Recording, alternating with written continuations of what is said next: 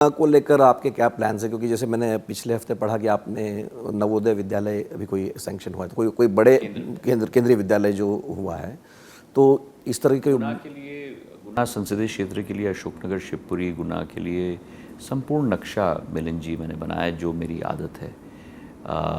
अगर हम औद्योगिकरण के क्षेत्र में देखें तो डिफेंस का यूनिट अडानीज़ के द्वारा शिवपुरी में हम लगाने जा रहे हैं।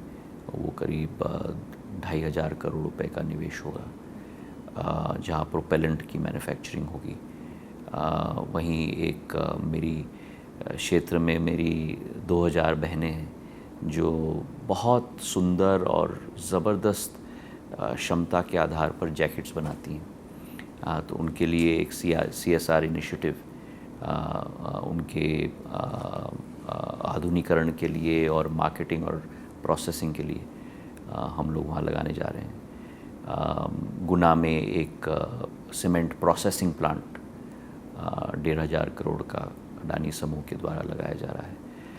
अशोकनगर में, जैसे आपने कहा, अभी केंद्र विद्यालय, सिंचाई की योजना मेरे पूज्य पिताजी के नामांकन पर श्रीमद माधवराव सिंधिया बृहद सिंचाई परियोजना, जो पूरे विजयपुर से शुरू होगा और वहाँ से मुरैना होते हुए, मुरैना से पोहरी होते हुए, भितरवार ग्वालियर होते हुए, कोलारस होते हुए, बमोरी होते हुए राजगढ़ तक जाएगा। करीब 6,500 करोड़ रुपए की सिंचाई योजना है, जहाँ लाखों हेक्टेयर ज़मीन सिंचित होगी।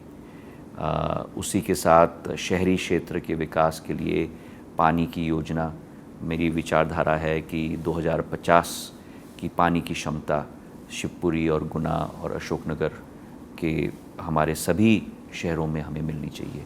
उस पर प्रयास भी सफल हो गए हैं। शिवपुरी के लिए करीब 25 MCM हमने आवंटित कर दिया है। अशोकनगर, पिपरई, मुंगावली, चंदेरी, इन सभी शहरों के लिए हमने आवंटित कर दिया है।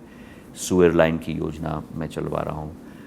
नए हमारे सड़कों की योजना गडकरी के साहब के साथ, आपको याद भी होगा, मैंने मीटिंग भी की थी, उस पर कार्य हो रहा है। मेरे रेल मंत्रालय में मेरे सहयोगी अश्विनी जी के साथ हमारी मीटिंग हुई है, जहाँ बीना गुना शटल को रुठियाई तक ले जा रहे हैं, ताकि बेंगलोर का ट्रेन हम लोग, इंदौर का ट्रेन तक हम लोग जोड़ पाएँ। अनेक नए ट्रेन लानी, तो शिवपुरी में नया एयरपोर्ट बन रहा है।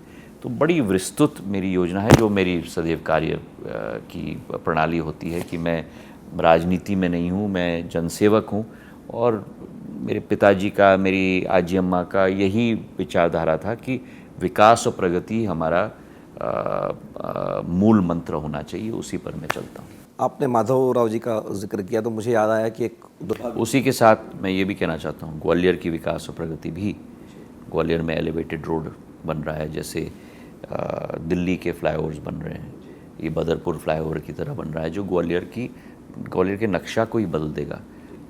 16.5 किलोमीटर का, करीब 1,800 करोड़ रुपए का स्वर्ण रेखा नाला, आप भी ग्वालियर को जानते हैं, उसके ऊपर बन रहा है एलिवेटेड रोड।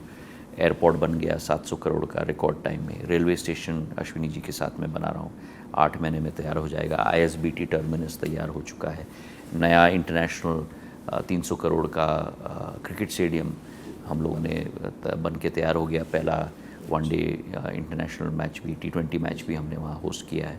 तो ग्वालियर के लिए भी बहुत बड़ी, आगरा से ग्वालियर हाईवे 5,500 करोड़ रुपए का गडकरी साहब ने और प्रधानमंत्री जी ने स्वीकृत करवाया, वो योजना भी सुचारू रूप से चल रही है।